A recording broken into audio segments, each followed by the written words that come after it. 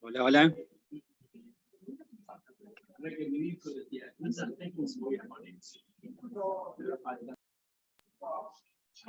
tal, Jorge? Hola, Nicolás, ¿cómo andás? Muy bien, ¿y vos? Muy bien. Los dueños de casa. Ok, bueno, Franco, cuando quieras dejar ingresar a la gente, nos decís y ya arrancamos. Siempre hay un tiempo prudencial para que se acomoden algunas cosas, así que bueno. Esperen que yo tengo dos monitores, se me destartalan las ac. Perfecto. Buenísimo.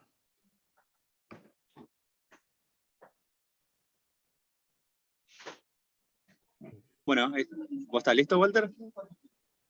Perfecto. Perfecto. Bueno, bienvenidos a todos.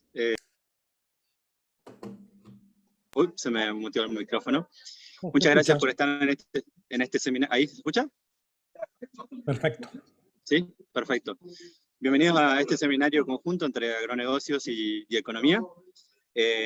Acá lo tenemos presente. Muchas gracias, Walter, por venir. Walter Sosa Escudero, que es autor de varios artículos científicos, libros, es divulgador de muchos temas vinculados a estadística, econometría, economía. Muchos lo deben conocer por sus libros. Así que bueno, le agradecemos a Walter haber venido a participar de los seminarios y bueno, le damos lugar a que empiece su presentación. La idea sería unos 25 o 30 minutos, igual interactivo, para luego abrir juego a quien tenga preguntas o quiera interactuar con Walter. Así que bueno, le cedo el mando a Walter. Perfecto. Che, buenísimo. Bueno, como siempre empiezo agradeciendo. Realmente un gusto estar ahí. Ahí es acá virtual. Por lo menos Usema siempre fue muy generoso con mis libros, con mis cosas. Así que realmente un gusto que me den este espacio para contarles algunas cosas. Entonces, cuento algunas reglas que dijo Nico, pero las repito. Yo voy a hablar por más o menos unos 20 y pico de minutos, entre 20 y pico y 30. Tengo una historia preparada y después me gustaría que intercambiemos preguntas, ideas, cualquier comentario que tengan, así que esa va a ser ¿cómo se llama? Lo que yo quiero hacer. El segundo comentario que quería hacer, pero un cachito, ahí está. El segundo comentario que quería hacer es que en la medida de lo posible, a menos que medien cuestiones de privacidad, de ancho de banda, lo que sea, a mí me es más cómodo trabajar con si me comparten la pantalla, pero insisto, cada uno entenderá las restricciones y las limitaciones, pero bueno, yo qué sé, yo siempre aprovecho las charlas que doy para conocer gente. A todos los que están arriba los conozco a todos hace demasiados años, ¿no? A Jorge, a Daniel, Marcos, etcétera, etcétera, pero bueno, yo qué sé, si además tengo la chance de conocer gente nueva, a mí me viene muy bien, así que muchas gracias, con tranquilidad. Bueno, esta es la última vez que voy a preguntar si me escuchan bien. ¿Me escuchan bien? Bueno, a partir de ahora vamos a suponer que si no me hace ningún comentario extremo es porque me escuchan / me ven bien.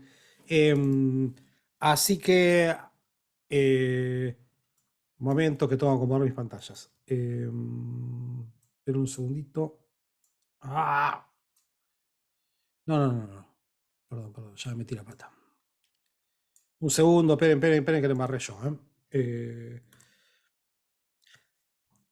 Ahí deberían estar viendo una pantalla grandota que dice Big Data, ¿es correcto? Bien, como yo no veo exactamente lo que ven ustedes, me lo tengo que Sí, se ve perfecto. Perfecto. Entonces ahora sí ya podemos empezar con tranquilidad. Insisto, yo esto lo llamo Big Data, conceptos, oportunidades y desafíos. Como dijo Nico en la presentación, bueno, yo hago varias cosas. O sea, yo soy un economista académico, trabajo para una universidad, para la Universidad de San Andrés.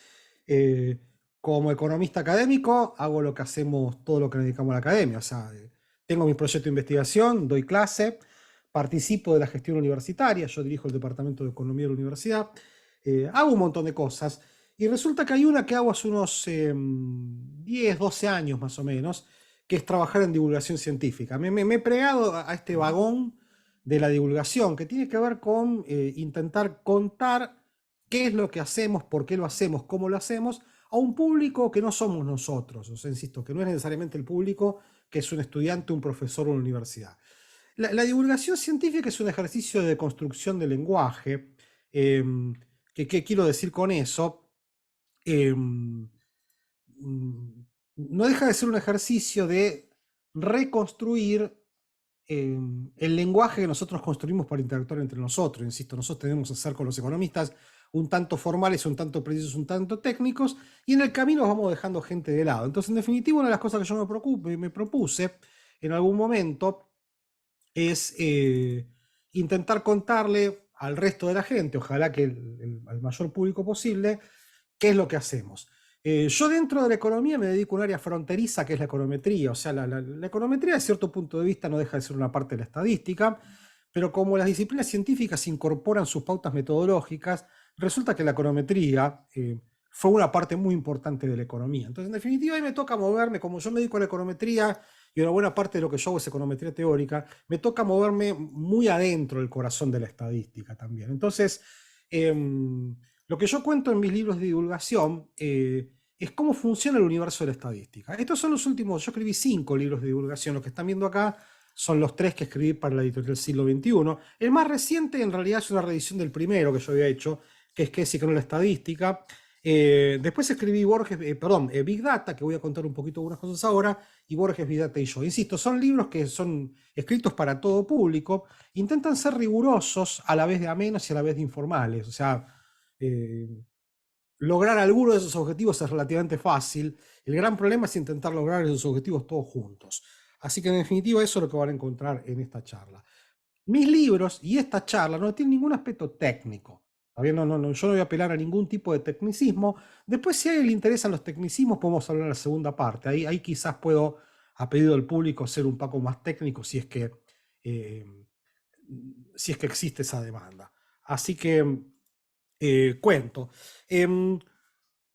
No voy a hacer una presentación del libro, más que nada porque yo quiero que lo compren y que lo lean el libro.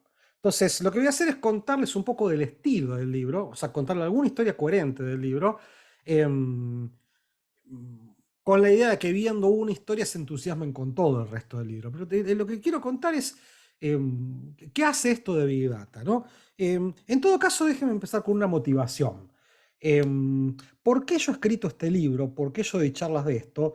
Porque hay una especie de recurrencia sociológica, si se quiere, que me excede, que es observar que cuando aparece una tecnología medianamente disruptiva, la gente tiende a, a gritarse.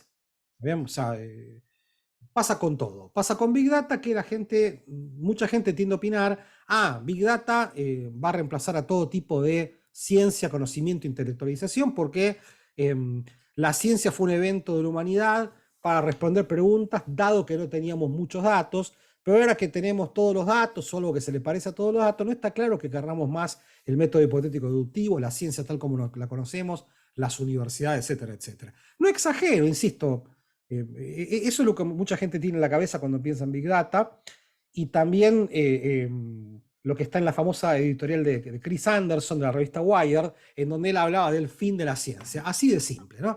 Y en el otro extremo está la gente que dice, mira, esto de Big Data es una moda pasajera, como los que tenemos canas ya hemos visto tantas veces aparecer y desaparecer, ¿no? Como Six Sigma, como la búsqueda de la excelencia, y otras tantas cosas que aparecen y después desaparecen. Yo voy a intentar contarles que la realidad es un poquito más compleja. ¿Por qué? Porque hay partes de Big Data que son una verdadera revolución, no me cabe la menor duda. Hay partes de Big Data que tienen mucho de moda pasajera y que va a pasar de moda, como el café de especialidad, como las hamburguesas autor, como el parripollo, la cancha de pádel, y va a volver, etcétera, etcétera. Pero me parece que lo más interesante de Big Data está metido en el medio, que es en eso que no se sabe si es bueno o si es malo, o en todo caso que como cualquier remedio, cualquier técnica tiene indicaciones y contraindicaciones. Entonces yo voy a intentar, o lo que intento hacer con esta charla y en general con mis libros, es tener una postura, si se quiere honesta, si se quiere científica, acerca de este fenómeno tecnológico. Entonces, yo debería empezar diciendo que es Big Data y me lo voy a saltear. O sea, voy a intentar contarles una historia relativamente larga, en donde me parece que aparecen con bastante detalle las razones de por qué aparece el fenómeno de Big Data. Les cuento, si están viendo correctamente mi pantalla, están viendo una imagen de una chica que se llama Alice Wu. Hasta no hace muchos años, hasta hace unos 4 años, quizás un poquito menos, esta chica era una estudiante de licenciatura de la misma universidad donde estudió Jorge, de la Universidad de Berkeley, ahí en California, ¿no? Es un lugar de excelencia, obviamente, y esta chica, que era estudiante de licenciatura, tenía que hacer una especie de tesina, como sospecho que será también en UCEMA, se hace en San Andrés, en todas las universidades, y esta chica lo que se le ocurrió hacer era estudiar las cuestiones de discriminación de género en contra de las mujeres. Ella lo que decía, bueno, mira, estamos entrando en una etapa donde posiblemente tengamos que pasar de una visión cualitativa de la cuestión de género a una cuestión cuantitativa, ¿no? Entonces lo que ella buscaba era una forma, si se quiere, sistemática de enfrentar las cuestiones de género. Entonces lo que ella sospechaba es que los datos estándar, las encuestas, etcétera, etcétera, estaban demasiado cargados o filtrados por cierto escrutinio como para ser honestos, ¿está bien? O sea, a nadie que discrimina se le ocurre decir qué tal yo discrimino. Entonces, lo que se le ocurrió hacer a Alice Wu es lo siguiente: ella se metió en un sitio que se llama Rumores del Mercado Laboral de los Economistas, que es un sitio completamente anárquico, o sea, cualquiera se puede meter, no hay ningún tipo de moderación, no hay ningún tipo de verificación ni nada. Cualquiera se mete, puede crear múltiples usuarios, hace lo que quiera en el sitio ese. Y como tal, ella esperaba que esa anarquía, tal vez un tanto soez, le diese una visión, si se quiere, un poco más honesta y a la vez más realista de cómo funcionan las diferentes formas en las cuales los economistas se refieren a los hombres y las mujeres. Déjenme decir que ella lo hizo en el mercado laboral de los economistas porque lo tenía a mano, ¿no? Con todo lo que yo voy a decir se podría hacer perfectamente y con las mismas conclusiones para el mercado laboral de los médicos, los bateristas, los arqueólogos, los biólogos. Así que en definitiva, esto no es privativo de los economistas, sino en general de la problemática. Entonces, ¿qué fue lo que hizo Alice Wu? Ella entró y se dio cuenta de que a ella no le resultaba muy difícil leer un post y darse cuenta si ese post hacía referencia a un género. O sea, decir, el profesor Jorge Streff fue a Berkeley, bueno, hace referencia a Jorge Streff, que es su nombre, ¿está bien? La profesora Mirta Ramírez está por aceptar una oferta de tal universidad, hace referencia a una mujer, que es la profesora Marta Ramírez. Y después un post que dice Big Data no sirve para nada, es un post neutro, porque no hace referencia al género de ninguna persona, ¿está bien? Entonces, no es muy difícil, utilizando herramientas algorítmicas, armar un programita que vaya asignándole a cada uno de los posts, este es de hombre, este es de mujer, este es neutral y así sucesivamente.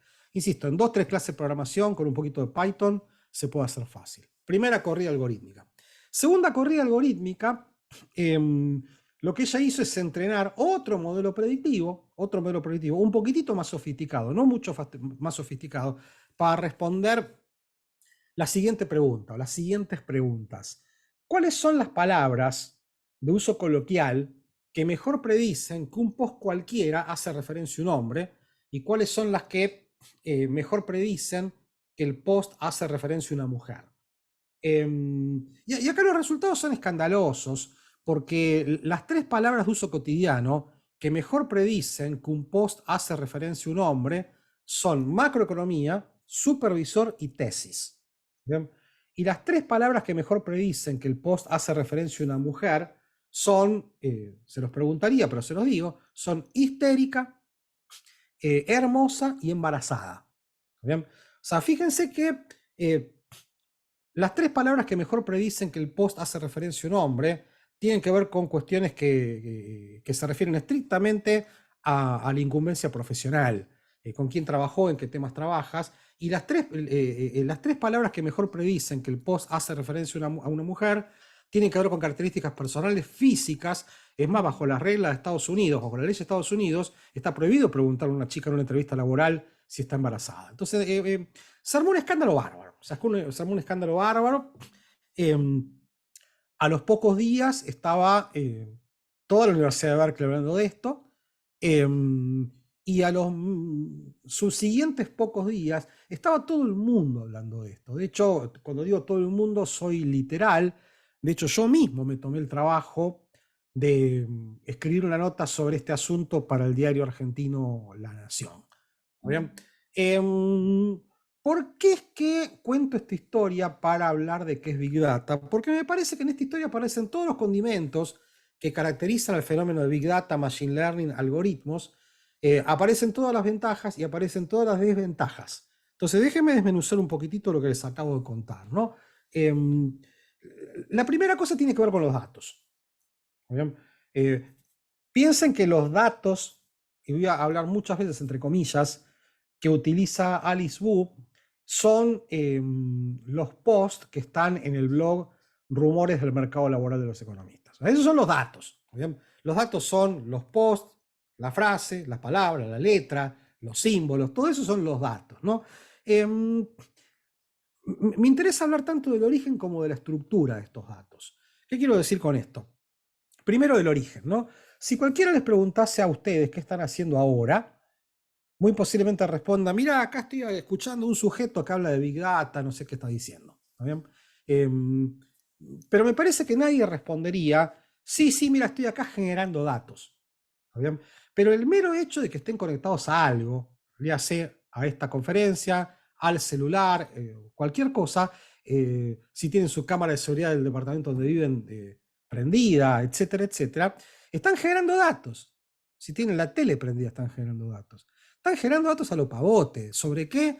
Yo más que sobre qué preguntaría sobre qué no. O sea, no se me ocurre un aspecto de su vida sobre el cual no estén generando información constantemente, ¿no? El punto central es que este proceso de generar datos de esta manera es completamente pasivo. O sea, uno está generando datos no con un objetivo primario. No es que se han puesto a generar datos, sino que lo están haciendo como consecuencia de hacer otra cosa. Seguir esta conferencia, ir de un lado para el otro con Google Maps prendido. Entonces, justamente esta espontaneidad, esta fuente secundaria de creación de datos, es lo que explica dos características esenciales del fenómeno de Big Data, que tiene que ver con la masividad de datos, el volumen, y segundo, con la inmediatez, con la velocidad a la cual esta información se mueve. ¿Bien? Cotejen esto con lo que los que tenemos canas nos han enseñado que son los datos, ¿no? Cuando uno piensa en datos, piensa en una especie de planilla Excel ordenada, prolija, etcétera, etcétera, que tiene lo que se llama una estructura. Piensen en los datos que surgen de un registro contable, los datos que surgen de una encuesta, los datos que surgen de un experimento. Y esos datos son sistemáticos y son recogidos como una fuente primaria. O sea, cualquiera que lo haya entrevistado al EPH sabe que uno tiene que decir que sí y lleva cierto tiempo responder una encuesta como el EPH. Cualquiera que haya participado en un experimento sabe que hay un protocolo, uno tiene que decir sí, yo quiero participar, y que en general esas cosas están sujetas a un montón de reglamentaciones. Los datos que utilizó Alice Wu, que son datos de Big Data, ya vamos a intentar darle alguna definición, no tienen ningún tipo de estructura, ¿también? No tienen ningún tipo de organización sistemática. ¿A qué me refiero con estructura? Cuando hablo de estructura, hablo de una relación explícita entre lo que el dato es y lo que... Por ejemplo, en una encuesta científica, como las que se utilizan para medir la pobreza o la desigualdad, o los índices de precios, hay una decisión explícita y hay un nexo explícito en donde que relaciona al dato con la población de referencia. Técnicamente lo que se llama un diseño muestral. Justamente un diseño muestral es lo que ata a la población con la muestra y a la muestra de vuelta con la población. Y eso es lo que garantiza lo que se llama técnicamente la validez externa de las encuestas. O sea que la encuesta es representativa no de sí misma, sino de la población que pretende representar.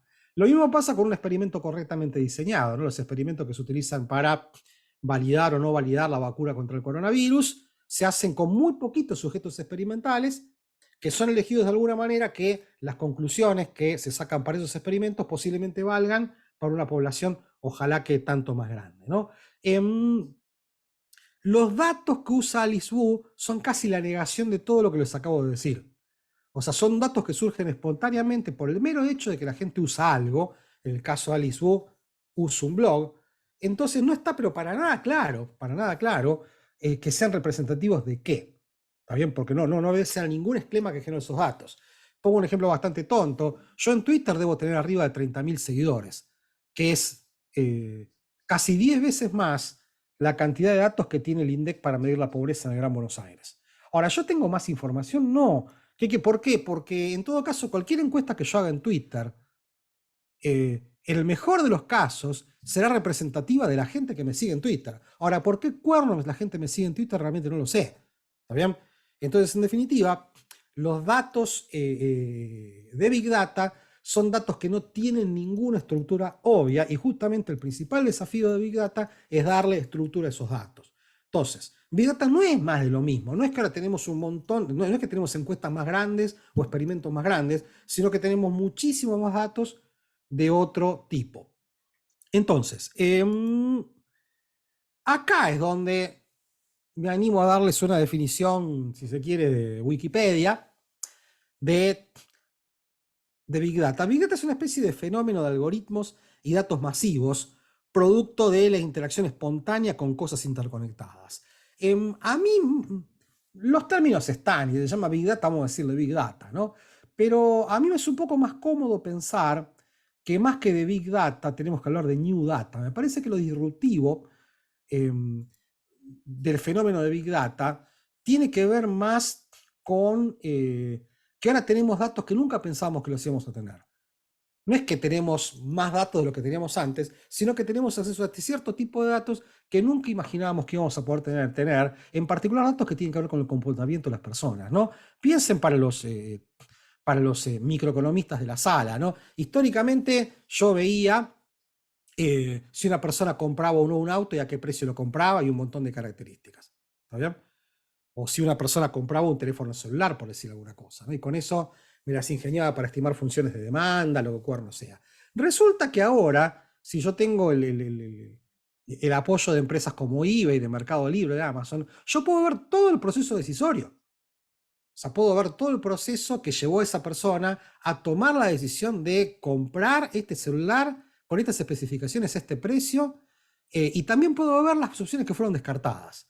Puedo ver, por ejemplo, que quizás Jorge estuvo revolviendo celulares, se pasó 2 horas dando vuelta y se fue. ¿Está bien? Y no compró nada. Y hasta podría desarmar todo ese proceso. Entonces, ese acceso a la caja decisoria que tanto nos preocupó a los economistas es una herramienta muy poderosa, ¿no?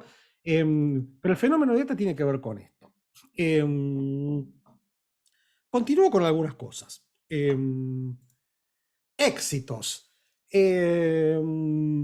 Todo el mundo habla de los éxitos de Big Data. Insisto, si vos te metes en Netflix, en Amazon Prime, en cualquier plataforma, vas a ver que lo primero que haces te empiezan a hacer recomendaciones, ¿no?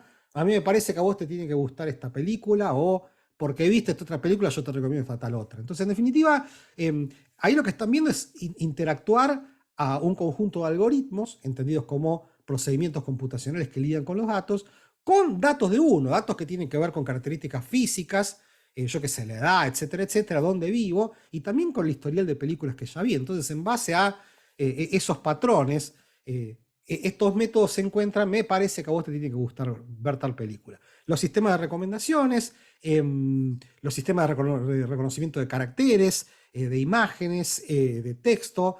Big Data es una herramienta, o Big Data y Machine Learning, muy intensiva en todo lo que tiene que ver con medir, con encontrar patrones, con la parte inductiva del conocimiento, para clasificar, para poner orden. El ejemplo más paradigmático que se me ocurre es lo que está pasando con los mecanismos de traducción automática, ¿no? Hace 10 años eran simpáticos los traductores automáticos, pero no sé si lo han hecho últimamente.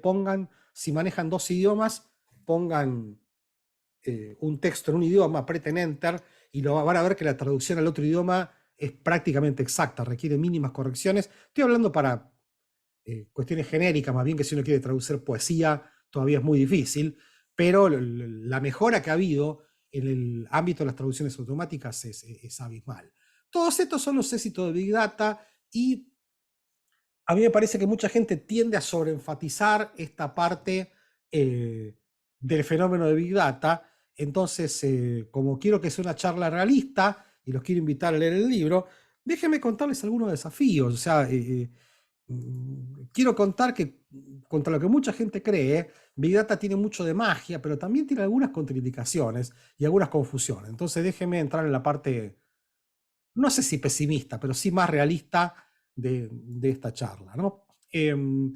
Desafíos. Hay muchos desafíos. De hecho, en el libro yo le dedico un capítulo entero a este problema de cuáles son las limitaciones de Big Data. Le voy a contar un par que tienen que ver posiblemente con esta audiencia, ¿no? El primero es esta creencia de que si no tenemos todos los datos, estamos muy cerca de tenerlos.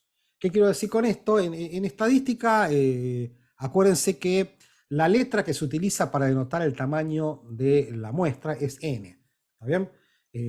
Entonces, si se ponen a googlear, van a encontrar que mucha gente dice que el fenómeno de Big Data nos está metiendo rápidamente en una época, en donde n igual all, o sea, n igual a todo. Estamos entrando en una etapa en donde, si no tenemos todos los datos, estamos muy cerca de tenerlos. Déjenme contarles un poquito por qué me parece que Big Data no es todos los datos, ni va a ser nunca todos los datos. ¿Está bien? Los economistas, no sé si espero que haya muchos economistas en la sala, como los veo, les hablo. Nos hemos quemado fuerte con este argumento de tenemos todos los datos, no los tenemos, ¿no? De hecho, estos slides son un poco más viejos. En los nuevos yo tendría que haber agregado otro premio Nobel, porque entre el 2019 y el año pasado, 2 premios Nobel fueron destinados al enfoque experimental, ¿no? El que están viendo ahí es el de Duflo, Kremer y Banerjee, y el año pasado justamente apareció el premio Nobel a Angrist, ¿cómo se llama? Bueno, Angrist y Guido Imbens, ¿está bien? Justamente por poner arriba de la mesa el enfoque experimental o cuasi experimental. La obsesión de la economía como disciplina científica, si vamos al caso de la ciencia, es entender cómo funcionan las cosas. Primero porque está bueno entender cómo funcionan las cosas. O sea, a mí me gustaría entender cómo funcionan las cosas por una cuestión de curiosidad intelectual, si vamos al caso. Pero la necesidad de entenderla, cómo funcionan las cosas, es fundamental cuando uno quiere hacer evaluaciones de política, ¿no? O sea, yo tengo que tomar alguna decisión y me encantaría convencerme y convencer a todo el mundo que si implemento una política es mejor que si no la implemento. ¿Bien? Pero para eso tengo que empezar antes de implementar la política, si no es demasiado tarde, ¿no? Entonces, en definitiva, entender la naturaleza causal de las cosas no es simplemente una entelequia de intelectuales, sino que está en el ABC de la política. No solo la política pública, sino que es el mismo tipo de ejercicio que quiere hacer una empresa que no sabe si subir o bajar el precio o de sacar un producto nuevo al mercado. Está pensando, yo voy a sacar la Coca-Cola en sifón, y Coca-Cola está pensando, ¿y qué es lo que va a hacer Pepsi, no? O sea, en definitiva, entender cómo funcionan las cosas tiene que ver con la esencia del proceso de toma de decisiones. Lamentablemente, la evaluación de políticas requiere de algún tipo de razonamiento contrafáctico.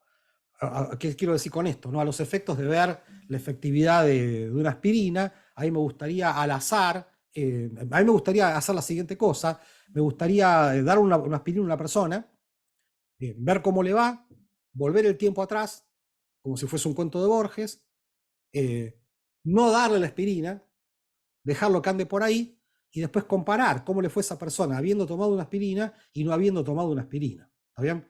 Entonces, ceteris paribus, y cruzando los dedos, esa es una comparación válida de manzanas con manzanas. En la misma persona, en la circunstancia de tomar una aspirina, y en la misma persona en la circunstancia de no tomar una aspirina.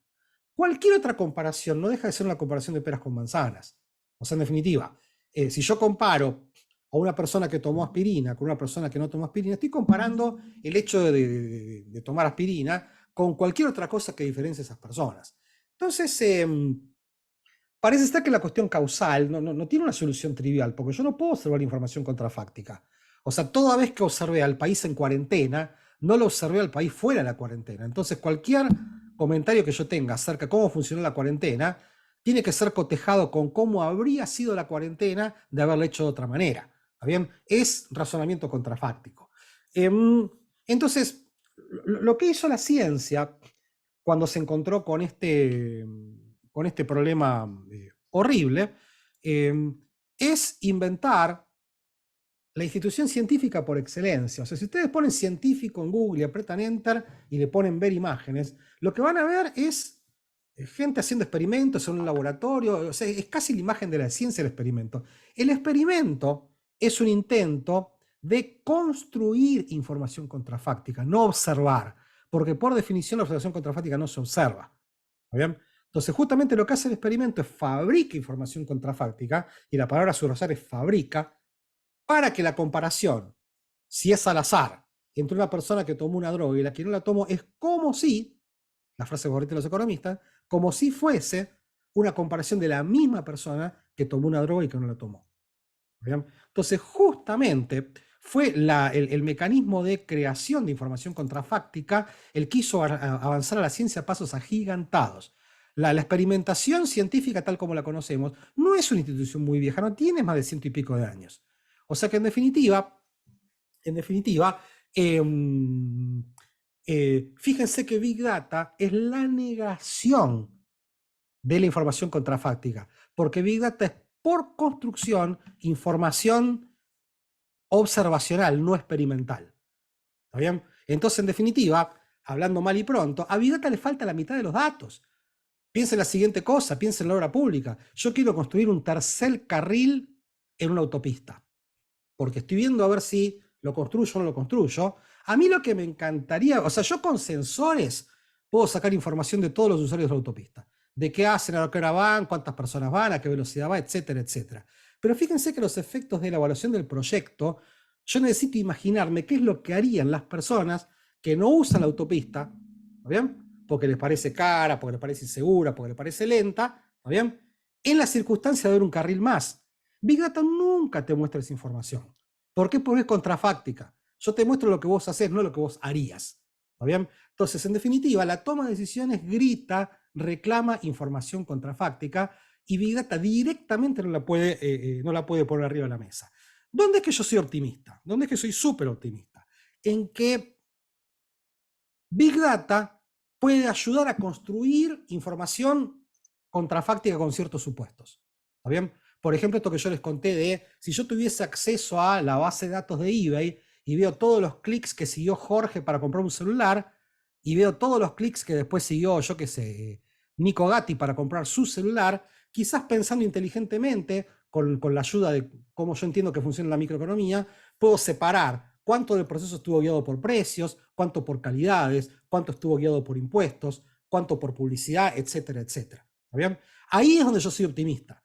O sea, básicamente con cierta inteligencia se pueda, si bien no se puede observar, se puede reconstruir la información contrafáctica utilizando Big Data. ¿Está bien? Pero en definitiva, como Big Data observa datos y los datos contrafácticos no son observables, Big Data no es todos los datos, ni va a ser todos los datos. Justamente por los datos contrafácticos yo no los puedo observar.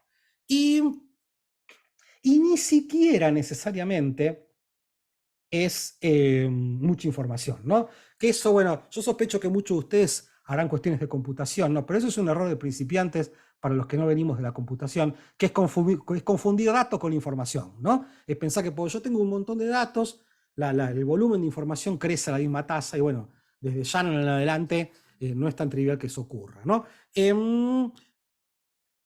¿Por qué a veces Big Data no es mucha información? O no necesariamente se traduce en mucha información. Por la siguiente cosa. Supongamos que yo quiero aprender cuáles son las chances de que salga una moneda cara. ¿Está bien? Entonces, si aprendimos correctamente lo que nos enseñaron en un curso de probabilidades, bueno, mira, si vos me dejás estirar muchas veces la moneda, entonces yo debería aproximar correctamente las chances de que salga cara, ¿no? Entonces, si uno se pone a tirar la moneda y va contando la proporción de veces que sale cara, eventualmente termina aprendiendo algo que se le parece a lo que uno sospecha, que es que, sí, mira, las chances de que salgan caras son 0.5. ¿Bien? Bueno, ese razonamiento en estadística se lo llama ley de grandes números. ¿Está bien? O sea, la ley de grandes números es lo que garantiza que yo puedo pegar las probabilidades viendo frecuencias. Entonces, justamente a ese resultado se lo llama teorema fundamental de la estadística, porque es justamente lo que ata el universo de las elucubraciones, le hace de las probabilidades, con el universo de los datos. Tiro monedas y anoto cuál es la chance de que salga cara, ¿no? Ahora, este razonamiento, que es la ley de grandes números, en su versión más inocente, presupone dos cosas. En términos técnicos, para los que tomaron alguna vez una materia de estadística, presupone que las observaciones son independientes o idénticamente distribuidas. ¿Está bien? En criollo, ¿qué significa? Significa que nadie aprende a tirar la moneda. O sea, que yo tiro y nunca aprendo a tirar la moneda. ¿Está bien? Y segundo, que siempre tiro con la misma mano, con la misma moneda, con la misma gravedad, etcétera, etcétera. Eso significa independientes y idénticamente distribuidas. ¿Está bien? Entonces, la ley de grandes números exige, en sus versiones más débiles, que no haya cierto aprendizaje y que la moneda y las manos y el contexto sea siempre el mismo. Eso es lo que hace falta para que yo pueda aprender de réplica. ¿Está bien? El gran problema que tiene Big Data es que en general, es casi la negación de todo lo que les acabo de decir. O por lo menos el contexto de la ley de grandes números opera, es el peor de los contextos. No digo que no funcione, sino que no funciona de manera tan inocente. ¿Qué quiero decir con esto? Los datos de Big Data son fuertemente dependientes. ¿Está bien? O sea, si yo hiciese una encuesta entre todos ustedes para preguntarle qué opinan de cierta cosa, muy posiblemente las opiniones nuestras sean muy dependientes entre nosotros. Por ejemplo, los que estoy viendo en la primera fila de Zoom son toda gente que yo conozco, que estudió economía. De hecho, lo veo a Germán Laria, que hasta la secundaria hizo conmigo. Y aprovecho para saludarlo. Así que, en definitiva, nuestras obsesiones están atadas por algo. ¿Está bien? Hay algo que nos trajo esta conferencia. Hay algo que nos puso acá. Entonces, nuestras observaciones no son independientes. Lo que yo opino no es independiente de lo que opina Jorge. ¿Está bien? Con Nico estudiamos en la misma universidad. Entonces, yo qué sé, hay muchas cosas que tenemos en común. Entonces, cualquier cosa que yo les pregunte acerca de lo que ustedes opinan no es independiente. Máximo cuando estamos mirando. ¿Está bien? Y peor aún, no es idénticamente distribuido. ¿Qué significa esto en términos menos técnicos? Que en Big Data es como si uno aprendiese a tirar la moneda y además cada tanto cambia la moneda, cambia la mano, cambia el contexto, ¿no? Acá les estoy mostrando la primera parte de un trabajo muy importante. Xiao Li-Meng es el director del Departamento de Estadística de Harvard, un tipo muy, muy reconocido, que escribió algo así que, el título dice algo así como La paradoja de Big Data, en donde él termina explicando por qué en tiempos de Big Data, de algoritmos, de Twitter, de redes sociales, fue muy difícil predecir con suficiente antelación la irrupción de Donald Trump en la política.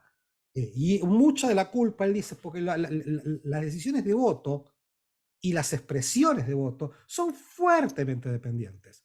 O sea, que lo que yo vaya a votar no es independiente de lo que yo espero que Jorge vaya a votar, etcétera, etcétera, de lo que mis amigos del club, del barrio. Entonces, en definitiva, esa fortísima dependencia, argumenta Xiao Li-Meng, funcionó como una limitación. No tenemos tanta información como pensamos que tenemos por el mero hecho de tener miles de millones de datos de las redes sociales de Twitter.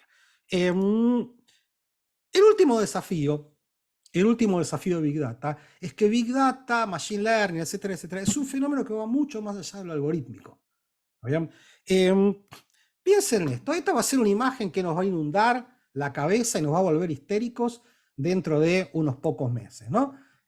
Ahí lo tenemos a Pitana, ¿está bien? Haciendo su cosa. Entonces la pregunta que uno se hace, ¿cómo puede ser que en épocas de Big Data, de Machine Learning, de algoritmos, uno no tenga que acudir a una moneda para decir un evento importante como, por ejemplo, quién saca y dónde juega un equipo? No hay un algoritmo que pueda hacer esto. ¿Bien? Y segundo, una cosa que nos afecta con cierta recurrencia a los argentinos, acá tenés la imagen. Tenemos que parar un país entero, diseñar todo un sistema de papelitos, de fiscales, de lista, etcétera, etcétera, para llevar a cabo la estadística por antonomasia de las sociedades que es el voto. La pregunta que todo el mundo se hace, chino, ¿se puede hacer electrónicamente esto? ¿No existe una forma para apretar un botón en el celular que diga yo voto a Pirulo a Pirula? Bueno, el punto es que el algoritmo existe. Lo que no existe es la confianza que lo sostenga. ¿Está bien? O sea, imagínense con las discusiones que hay sobre la AFA, si en vez de apelar a la moneda, aparece un jerarca de la FIFA apretando Enter y dice, saca tal. Imagínense si el sorteo del Mundial, en vez de hacerse con pelotitas y con esa aparatología, se limita a que viene un jerarca de la FIFA, aprieta Enter y salió a la zona. Y resulta que a Argentina le tocó con Brasil, Francia e Italia. ¿Está bien? O sea, en definitiva, con lo conspiranoide que somos los argentinos, se armaría un lío terrible. Entonces, en definitiva, ¿qué es lo que estoy queriendo decir con esto? Que posiblemente existan los datos, posiblemente existan los algoritmos, pero hay un montón de instituciones sociales en donde la confianza es una construcción que tiene que ver con el consenso. ¿Está bien? Por ejemplo, no estamos muy lejos de medir la inflación con algoritmos. Es bastante sencillo. De hecho, hay trabajos científicos que demuestran que las mediciones que uno puede hacer armando robots computacionales son bastante confiables, ¿no? Pero después de lo que nos hemos quemado en este país con la medición de los precios, lo que habría que hacer es dotar ese algoritmo de una confianza, de modo que todos los que tomamos decisiones, ni hablar de decisiones legales en relación a la medición de precios, podamos confiar en el algoritmo. Y esa es una tarea que excede a lo algorítmico. O sea, depende de los que hacen algoritmos, de los que hacemos estadísticas, pero también depende de los políticos, los comunicadores, los profesores, etcétera, etcétera. Es la construcción de ese consenso. O sea, en definitiva, un enorme desafío que tiene Big Data es, bueno, quizás los algoritmos existen, pero si los algoritmos no están dotados de un consenso que los sostengan, es muy difícil que pueda hacer una tarea. La construcción de un consenso es un gran desafío de Big Data. Bien, acá termino y les cuento un poquito más que nada cómo funciona el libro brevemente. Yo no inventé el nombre Big Data, está inventado, ¿está bien? Pero si a mí me vas a elegir un nombre más que Big, me gusta New Data. Me parece que lo que es disruptivo no es tener muchos datos, sino tener información que nunca pensábamos que íbamos a tener. Me parece que la espontaneidad, los dispositivos, los sensores dan informaciones acerca del comportamiento de las personas que nunca imaginamos que íbamos a tener accesibles. Las fortalezas tienen que ver con todo lo que es inductivo, encontrar patrones, clasificar, medir. Los desafíos tienen que ver con el consenso, con dotar a los datos de una estructura, como si fuesen los de una encuesta o un experimento, con garantizar la representatividad, con las cuestiones de privacidad. Me parece que nadie sobra en Big Data. Me parece que lo que demanda es un enfoque abiertamente interdisciplinario, donde cada disciplina aporte desde conocimiento específico hasta conocimiento general. Acá donde yo soy súper optimista, me parece que Big Data, más que venir a reemplazar, viene a complementar otros conocimientos que muchos podemos agregar. Así está construido el libro, insisto. El libro tiene una cantidad de capítulos donde yo narro un montón de historias como las que les conté. Intento contar cómo funcionan los algoritmos, cómo funcionan los métodos, cuento un montón de anécdotas en donde Big Data funciona perfectamente, otras anécdotas en donde Big Data anda horrible, y después un montón de ventajas y limitaciones picando la pelota.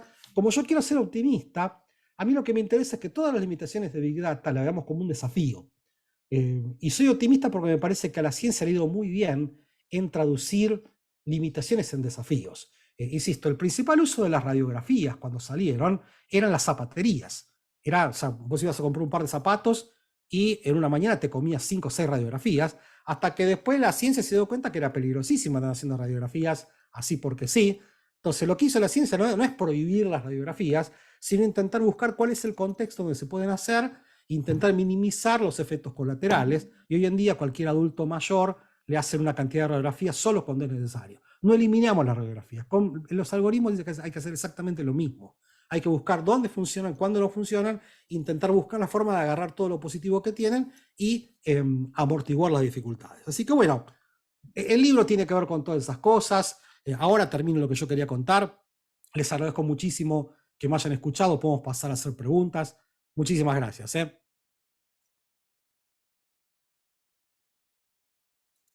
Muchas gracias, Walter. Bueno, dejamos abierto el espacio de preguntas. Buenísimo.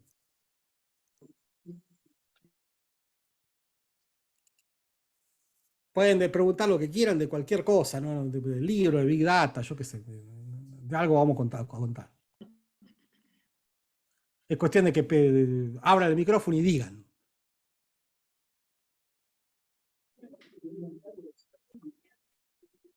Marcos. Sí, ¿cómo vos mencionaste los algoritmos para transformar en números información verbal, ¿no? Es decir, un mensaje en Twitter lo tenés que transformar en una métrica. No sé, yo no conozco nada de eso, se me ocurre, ¿cómo podés extenderte un poquito en eso? Sí, a la larga, mucho del problema de Big Data es un problema de distancias. ¿Está bien? Es un problema de cómo es que yo mido cuán lejos está una cosa con respecto a la otra, ¿no? O sea, yo podría computar que lo que me separa a mí de Jorge es la distancia geográfica de dónde yo estoy ahora, de dónde está Jorge ahora. Le tendría que preguntar, che, decime dónde estás sentado, ver en Google Maps con una regla y medir, Jorge está a tantas cuadras, tantos kilómetros, etcétera, etcétera, ¿no? La macana es, ¿qué pasa si yo quiero hacer exactamente lo mismo con otras nociones que son cualitativas? ¿Está bien? Jorge tiene ciertas preferencias culinarias, musicales, artísticas, tiene tal estatura, tal peso, etcétera, etcétera. Entonces todo eso agrega. Entonces, en definitiva, de lo único que se trata, o sea, la energía que habría que poner para traducir ceros y unos en alguna métrica, es en convenir en alguna noción de distancia. ¿Está bien? O sea, en definitiva, cualquier cuantificación que surge de algo cualitativo es un acuerdo. Por ejemplo, imagínate esto, suponete que hay 10 características cualitativas. Por ejemplo, yo soy de Boca y Jorge es de River, entonces ahí somos distintos. Jorge es vegetariano y yo soy carnívoro, ahí somos distintos. Jorge estudió en Estados Unidos, yo estudié en Estados Unidos, ahí somos iguales. ¿Está bien? Entonces, fíjate que una métrica posible es contar la cantidad de similitudes y disimilitudes y transformar eso en información cuantitativa. Pero eso no deja de ser una consecuencia de que nos hayamos puesto de acuerdo en esa idea de definir qué significa estar lejos de cerca. O sea, básicamente no deja de ser una especie de convención, que sospecho que es lo que vos tenías ganas de preguntar. Gracias. ¿Qué más? José.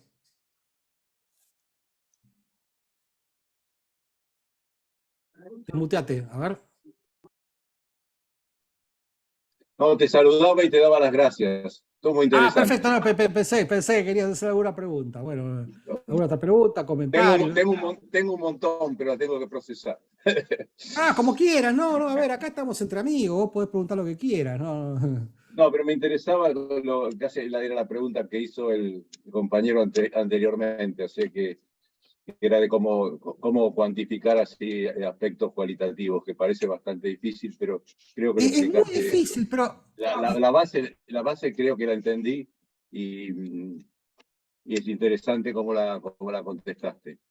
Hacé la siguiente cosa, agarra una foto que vos tengas en internet, cualquiera, la que vos quieras, y empezás a hacer zoom, zoom, zoom, zoom, zoom, zoom, zoom.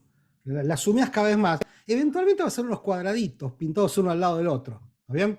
Entonces, cuando vos empezás a ser consciente de la estructura de cuadraditos, le hace de píxeles de una imagen, lo que estás viendo es cómo se transforma una cosa que es cualitativa en algo cuantitativo. ¿Está bien? O sea, en definitiva... Espera, no sé si te sigo bien. Si yo agarro una foto y empiezo a hacer zoom en la foto, zoom, zoom, zoom, zoom, zoom, eventualmente voy a ver que la imagen son un montón de cuadraditos como si fuese un cuadro de Van Gogh. ¿Está bien? Puestos unos al lado del otro. Pasa que esa disrupción ocurre a una escala tan chiquitita que vos no la ves. ¿Bien? Entonces, en definitiva, la fotografía digital, tal como vos la ves en internet, es un montón de ceros y unos puestos unos al lado del otro, ¿viste? Pasa que están puestos tan al lado uno del otro que vos no lográs percibir esa naturaleza discontinua de algo que a tus ojos es obviamente continuo. ¿Bien? Pero, o sea que en definitiva, por ejemplo, en el libro yo cuento un ejemplito de cómo es que una computadora puede interpretar los números que vos escribís. ¿Está bien? O sea, básicamente vos haces un garabato, pones un 4, y cómo la computadora interpreta que eso es un 4. ¿Cómo lo hace la computadora? Agarra el 4 y lo mete en una grilla. ¿Está bien? Lo mete en una especie de grilla. O sea, el 4 queda inscrito en una grilla y después juega a la batalla naval. ¿Está bien? Por ejemplo, empieza A1, agua, acá no hay nada. A2 está una puntita del 4, y así sucesivamente. O sea que la forma en la cual las computadoras interpretan el grafismo de 1, que es una información cuantitativa, continua, es traduciéndolo a ceros y unos como si fuese una batalla naval. ¿Está bien? Por ejemplo, fíjate que en el 4 hay una línea que atraviesa toda la grilla y que tiene que estar llena en la batalla naval. ¿Está bien? Entonces, Sí, ahí sí. me di cuenta, bueno, ahí apareció el palito del 4. ¿Está bien?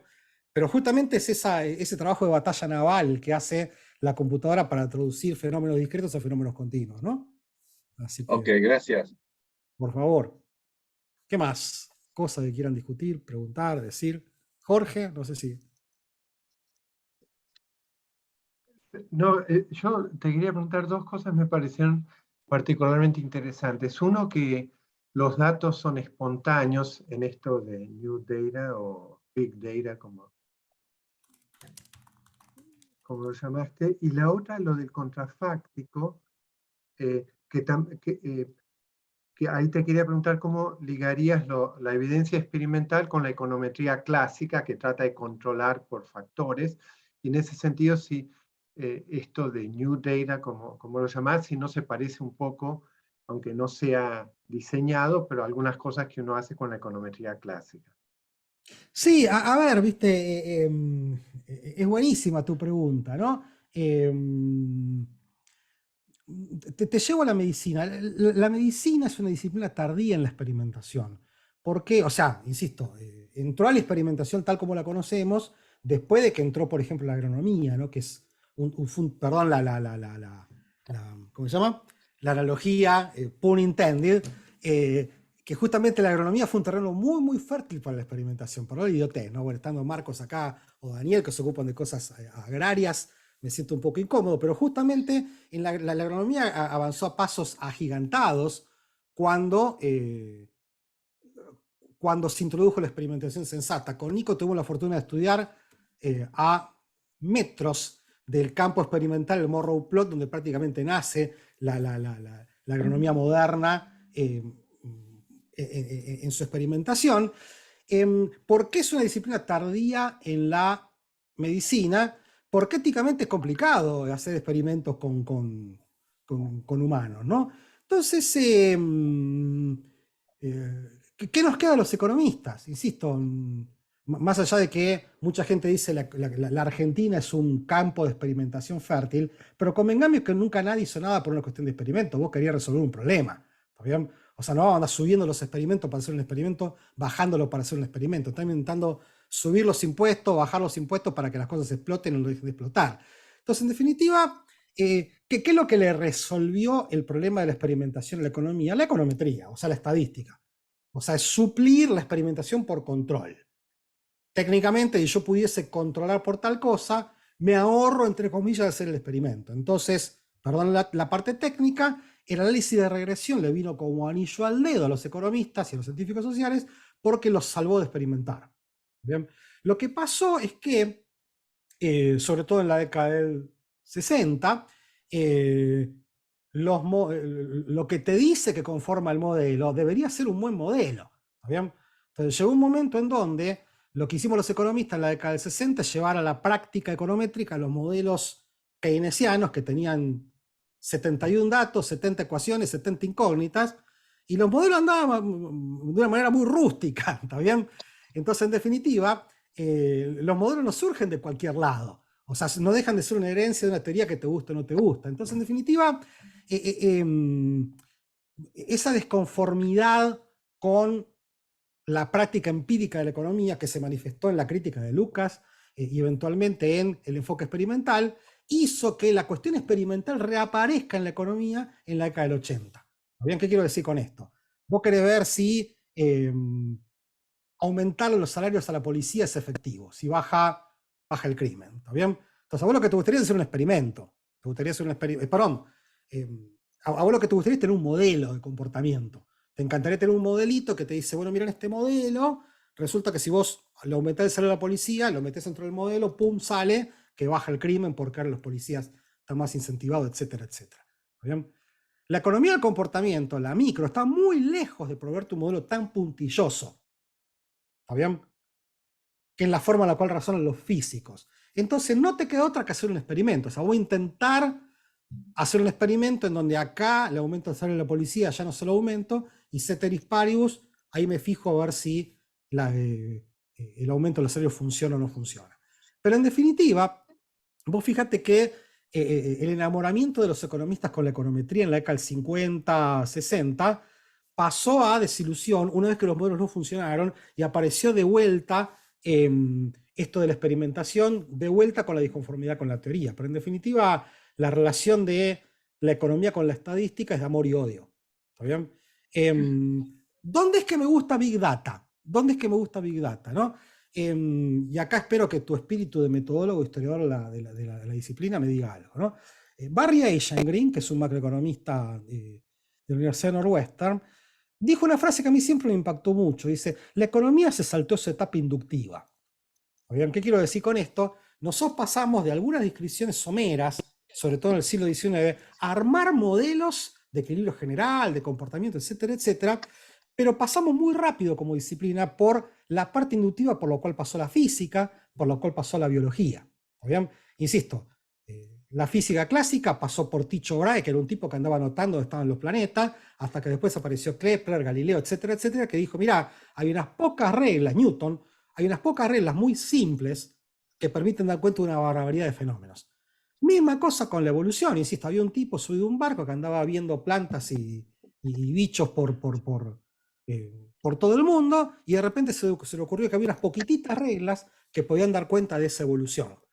Entonces, en definitiva, la pregunta es, ¿quién fue el economista que se subió al Beagle? ¿Quién fue el Tycho Brahe de la economía? Entonces, una cosa que dice Barry Eichengreen es que Big Data le puede dar la posibilidad a los economistas de hacer muy buenos estudios descriptivos, muy buenos estudios inductivos. Insisto que no es una etapa menor de la ciencia, sino que una cosa que muestra la historia de la ciencia es que toda ciencia pasó y sigue pasando por sus etapas inductivas. Esta tarde me tocó dar un congreso me tocó abrir el congreso de neurociencia en la Fundación INECO, y están enloquecidos con la etapa inductiva. Ellos pueden armar miles de imágenes de cerebros y ver, mira, cada vez que vos te gusta una película, esta parte del cerebro pone on. ¿Está bien? Son meras correlaciones.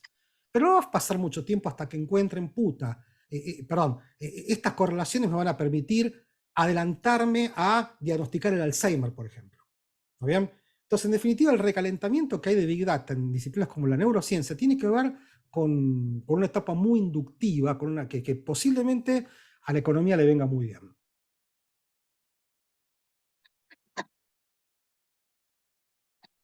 ¿Más preguntas, comentarios? Walter, sí, te hago una pregunta de algo que vos mencionaste de cuestiones institucionales, ¿no? Por ejemplo, que tenemos los mecanismos tal vez para estimar índices de precios haciendo price scrapping o algún mecanismo para tomar datos de la web. En estadísticas agrícolas, digamos, todavía se siguen haciendo estadísticas con informantes calificados que llaman por teléfono y le preguntan, che, ¿cómo viene el trigo en el sudeste? Bueno, más o menos, y eso es lo que se publica como proyecciones. Y se podría hacer, no sé, desde drones hasta imágenes satelitales para tener mucha más precisión, pero el problema es la cuestión institucional, la confianza, porque cuando se publica un dato en la estadística pública, a veces tiene implicancias desde legales hasta económicas enormes. ¿Crees que puede haber algún avance por ahí en todo lo que son los sistemas estadísticos para información pública, en ese sentido, Sí. de tener confianza? A lo mejor blockchain puede dar alguna pista para esto, para certificar. Sí, no sé. sí, y perdón que te pase la pelota, pero el problema lo tenemos nosotros. A ver, lo tenemos nosotros, no es un problema nuestro. ¿Qué quiero decir con esto? Perdón que te pase la pelota, ¿no? Yo acá soy bastante optimista. El problema no es sencillo. Está esta famosa frase que todos los que nos dedicamos a la estadística repartimos hasta el hartazgo, de Vox, que dice, todos los modelos están mal, pero algunos son útiles. ¿Está bien? Entonces, el partido de la estadística no es de bueno o malo, es de útil e inútil. Entonces, y como decía Carlito Balá, el movimiento se demuestra andando. O sea, en definitiva, nos va a tocar convencer a quien sea de que acudir a estas estrategias que vos decís resuelven un problema de utilidad, no un problema de que esté bueno o que esté malo. Entonces, en definitiva, me parece que es una interacción entre la gente del sector, la gente de las universidades, los comunicadores y los tomadores de decisiones para decir, mirá, ¿viste? Si nosotros movemos este tipo de algoritmos, vamos a sacar algún tipo de información que es igual de útil o más útil que la que sacamos, o más barata, si se quiere, que la que sacamos con otros argumentos. Pero en definitiva es cuestión de mostrarlo, no cuestión de enunciar que funciona. ¿Está bien? Insisto, opera como una especie de ley de Graham de la información, ¿no? Eventualmente no está claro. Vos vas a hablar de que una herramienta funciona porque vos mostraste de su utilidad o mostraste de su eficiencia. Pero eso es cuestión de mostrarlo, insisto. Es una cuestión de confianza, ¿no? Te cuento una. Yo, por la edad que tengo, tomo muchos remedios. Yo tengo que tomar 4 remedios por día, ¿no? Yo los tomo, ¿qué querés que te diga? O sea, meto las pastillas a la mañana y sigo. Nunca leí los prospectos. Cuando viene el remedio, agarro el prospecto y tiro a la basura. ¿Está bien? ¿Porque soy un irresponsable? No, porque confío en mi médico. O sea, yo pasé mucho tiempo eligiendo a mi médico, que lo tengo hace 10 años, un tipo que me parece que es muy responsable y yo confío en él. ¿Está bien? Yo calculo que él confiará en su formación, en sus colegas, en la institución que lo regula, en la institución que lo formó y así sucesivamente. Entonces, en definitiva, pero fíjate que eso habla de esa división del trabajo por la cual proponemos los economistas, tiene que ver con la madurez de una disciplina. O sea, pasó ya mucho tiempo donde hay una división del trabajo, donde está el bioquímico, son curva de escribir la letra chiquitita. Juan Carlos de Pablo me decía que los prospectos de los remedios no están escritos ni para médicos ni para pacientes, sino para abogados. ¿Está bien? Para cubrirse de los juicios. Entonces, en definitiva, está escrito en ese lenguaje críptico que no es el de uno. Por eso es una división del trabajo. Entonces, estaría buenísimo que las cosas avancen lo suficiente, de modo que Daniel, Marcos, que son expertos en cuestiones de agro, se junten conmigo, con otros que somos expertos en cuestiones de datos, saquemos un índice, mostremos que el índice funciona tan bien o mejor que otros índices. Es cuestión de construir la confianza, no me parece que es una cuestión de que falten datos o algoritmos. Marcos, tenés la mano levantada. Sí, vos dijiste que el Big Data una carencia que tiene es que no permite contrafácticos, que sí permiten los experimentos. Ahora, en la medida de que el mundo genera variabilidad de precios, variabilidad de condiciones climáticas, esa variabilidad es un sustituto por la variación que se diseña en un experimento. Así que si hay variabilidad de precios, tenés precio alto y precio bajo, tenés un contrafáctico, tal vez tenés los mismos individuos sujetos a los dos precios. Y digo esto porque los experimentos se me ocurre que pueden ser muy precisos, pero para problemas muy chiquitos. Es decir, haces un experimento en una escuela y a algunos le das un programa de enseñanza y a otros, pero ¿cómo extrapolás del experimento al universo mayor que el relevante para tus decisiones? El experimento es muy preciso, pero la posibilidad de extrapolación tal vez es reducida, ¿no? Sí, no, a ver, está buenísimo tu comentario y coincido 100%. Yo acá es donde soy optimista con Big Data, ¿no? El punto es este, y perdón que me ponga un toque filosófico, ¿no? El experimento tampoco es infalible, ¿está bien? Y peor, el experimento no es una cosa exenta de la teoría. O sea, el experimento, lo que dice, yo lo interpreto lo que dice Marco de la siguiente manera. Si vos, Big Data, seamos optimistas con Big Data. Big Data te puede dar un montón de variabilidad, pero para garantizarte que no hay ninguna cosa escondida, vos necesitas una especie de teoría, presunción, de que no hay nada quedándose ausente. ¿Está bien? Donde yo soy optimista es que eso también lo necesitas en un experimento. No es que lo necesitas nada más que en Big Data un experimento, no. Te pongo un ejemplo más idiota de todo, ¿no? Yo quiero hacer un experimento agronómico y lo que voy a hacer es probar un fertilizante. Y lo que hago es agarro 2 parcelas, a uno le pongo fertilizante y al otro no le pongo y me garantizo que las parcelas estén lo suficientemente cerca como para que tenga la misma cantidad de agua, la misma cantidad de luz, la misma cantidad de etcétera. ¿Está bien? Y hago el experimento, acá pongo fertilizante, acá no pongo. ¿Está bien? Eso es de manual. Ahora, vos tenés derecho a preguntarte y a preguntarme, che, ¿con qué mano pusiste el fertilizante? ¿Con la izquierda o con la derecha? ¿Está bien? Entonces, cualquier persona sensata te dice, mira, no importa eso. ¿Está bien? No es relevante si yo pongo el fertilizante con la mano izquierda o la mano derecha. Y ahora yo, que estoy molesto, te pregunto, ¿y por qué? ¿Está bien? Bueno, casa más, casa menos, porque hay una teoría que me dice que con qué mano yo pongo el fertilizante no es relevante. ¿Está bien? Entonces, fíjate que yo me pusiese principista con el control, yo tendría que controlar por todo. ¿Está bien?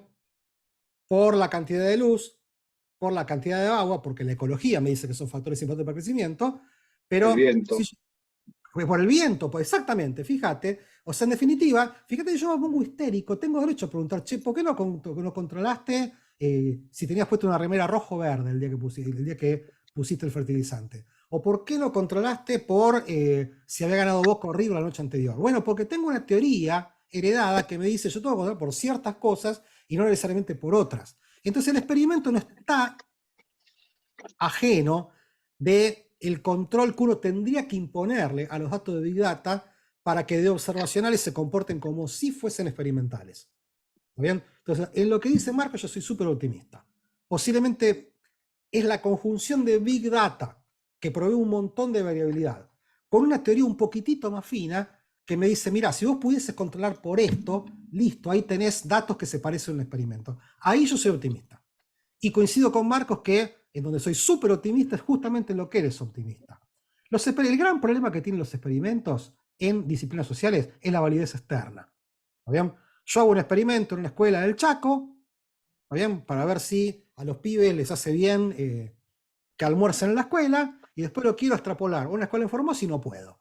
¿Por qué? Porque el Chaco no es Formosa. Entonces el gran problema que tienen los experimentos es eso. ¿Qué pasa cuando yo quiero hacer política nacional? Bueno, ahí es donde Big Data puede contribuir enormemente. Ahí soy optimista. Ok, gracias, hasta luego. Por favor, che. Bueno, Nico, yo creo que ya Walter, estamos, me parece, ¿no? Me creo parece que que, bueno, cubrimos bastante. ciertamente, che, se quedó muchísima gente, así que, bueno. Che, de mi parte, muchísimas gracias. Dos razones. Un gusto verlo a ustedes, un gusto hablar con ustedes como siempre. No es la primera vez que voy a UCEMA a decir cosas. Ojalá que no haya sido la última. Muchísimas gracias. No, por supuesto, Gracias, muchas gracias. Un placer. Y bueno, te estamos invitando en alguna otra. Para el próximo libro, el Muchísimas- año que viene, el próximo libro. El año que viene está el próximo, así que Perfecto. los voy a agarrar. Bien. Los voy a agarrar. Bueno, che, muchas gracias en serio. ¿eh? Gracias.